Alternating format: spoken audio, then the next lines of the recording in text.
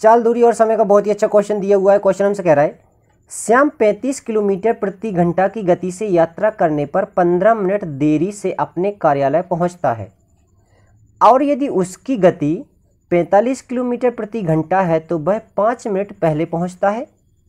समय पर पहुंचने के लिए उसकी गति कितनी होनी चाहिए? चलिए देखते हैं हम कैसे करेंगे इस क्वेश्चन को। तो यहाँ पर हमसे कह रहा है कि देखिए श्याम 35 किलोमीटर प्रति घंटा की गति से जाता है और एक स्पीड है उसकी 45 किलोमीटर प्रति घंटा की गति, ठीक है। यदि वह 35 की स्पीड से जाता है तो वह 15 मिनट देरी से पहुंचता है, यानी कि उसको 15 मिनट अधिक यानी कि +15 उसको टाइम एक्स्ट्रा लगता है नॉर्मल टाइम से। और यदि वह 45 की स्पीड से जाता है तो उसे कितना समय लगता है? तो वह 5 मिनट पहले पहुंच जाता है, ठीक है। यानी कि नॉर्मल टाइम में से 5 मिनट हम कम कर देंगे, यानी कि -5 मिनट, ठीक है। अब देखिए यहाँ पर उसको 15 मिनट ये अधिक लग रहे हैं और यहाँ पर उसको ये 5 मिनट कम लग रहे हैं, ठीक है।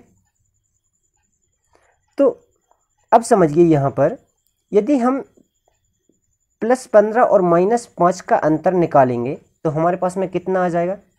तो हम यदि इन दोनों का अंतर निकालेंगे तो हमारे पास में इन दोनों का अंतर आ जाएगा 20, ठीक है।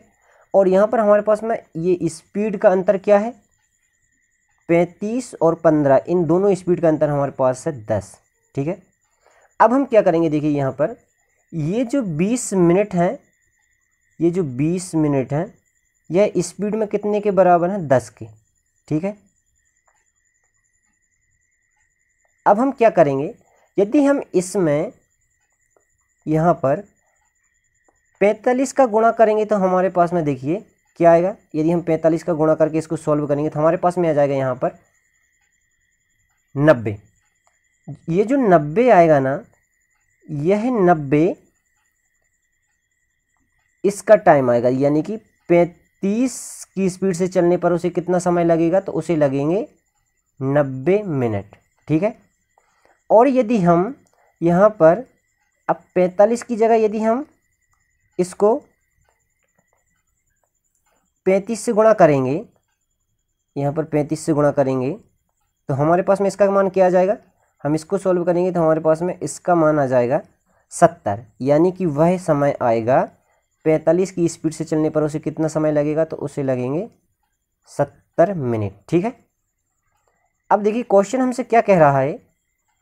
क्वेश्चन हमसे कह रहा था कि 35 किलोमीटर प्रति घंटा की गति से यात्रा करने पर 15 मिनट की देरी होती है, यानी कि वह 90 मिनट में पहुंच रहा है तो वह 15 मिनट लेट पहुंच रहा है। तो उसका सही टाइम क्या है पहुंचने का? तो हम 90 में से 15 माइनस कर देंगे, ठीक है। तो हमारे पास में क्या आएगा?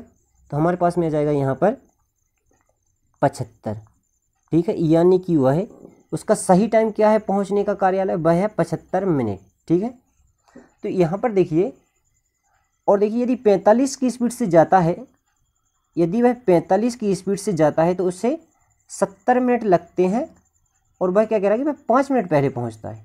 तो ठीक है, वह 70 मिनट में पहुंच रहा है, यानी कि नॉर्मल टाइम यानी कि 75 से 5 मिनट पहले पहुंच रहा है। अब देखिए ये हमें जो समय दिया हुआ है यह क्या है? मिनट में दिया हुआ है, यह तीनों, ठीक है। अब हम इनको क्या है? घंटे में कन्वर्ट कर देंगे। तो घंटे में कन्वर्ट करने के लिए हम क्या करेंगे? यदि हम 90 को 60 से डिवाइड करेंगे, 90 को हम 60 से डिवाइड करेंगे, ये 90 को हम 60 से भाग देंगे तो हमारे पास क्या आ जाएगा? हमारे पास में आ जाएगा 3/2, यानी कि हम कह सकते हैं कि 90 को हम क्या लिख सकते हैं घंटे में? 3/2 घंटा। ये जो हमारा समय है यह घंटे में है, ठीक है। ऐसे ही यदि हम 75 को हम घंटे में कन्वर्ट करेंगे, 75 मिनट को, तो हम 75 को भी हम 60 से डिवाइड कर देंगे तो हमारे पास क्या आ जाएगा? तो हमारे पास में जाएगा इसका मान 5/4, ठीक है। और यदि हम 70 मिनट को घंटे में कन्वर्ट करना चाहें तो हम इसको भी 70 को भी हम 60 से डिवाइड करेंगे तो हमारे पास में क्या आ जाएगा? तो हमारे पास में आ जाएगा यहाँ पर 7/6 घंटे, ठीक है। अब हम देखिए क्वेश्चन को आगे देखेंगे। तो क्वेश्चन हमसे पूछ रहा था कि समय पर पहुंचने के लिए उसकी गति कितनी होनी चाहिए।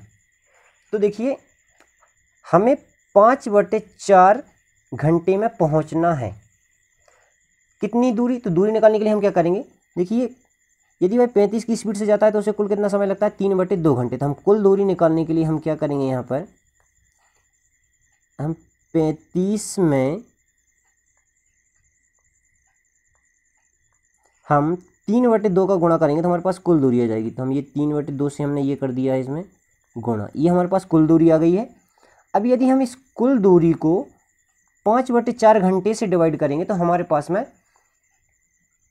1 घंटे की स्पीड आ जाएगी कि वह समय पर पहुंचने के लिए उसकी प्रति घंटे स्पीड क्या होनी चाहिए। तो हम 5/4 से इसको डिवाइड करेंगे तो हम क्या लिखेंगे, यहाँ पर 5/4 लिखेंगे तो 5 नीचे रहेगा और 4 यहाँ पर ऊपर आ जाएगा। ठीक है, अब हम इसको आसान कर देंगे तो देखिए 5 एकम 5, 5 सत्ते यहाँ पर हो गया है हमारा 5 सत्ते 35, 2 एकम 2 और ये 2 दूनी 4। तो ऊपर बचा हुआ है हमारे पास में 7 × 3 × 2।